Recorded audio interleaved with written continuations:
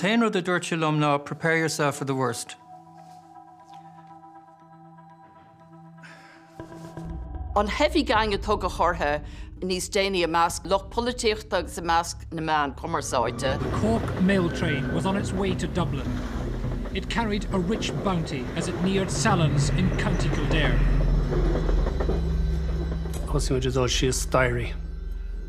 Agus Gerard na Céimena agus fi Gerard go raibh an gata dunta agus an sin hitmachré fi ag an am sin cúig nó seair timpeall orm agus igus gcuir siad go mé bhóla. Tá mé treid an cás seo le breis gáscóir bliain ó níidir seacht ó sé dí an lá an Uán.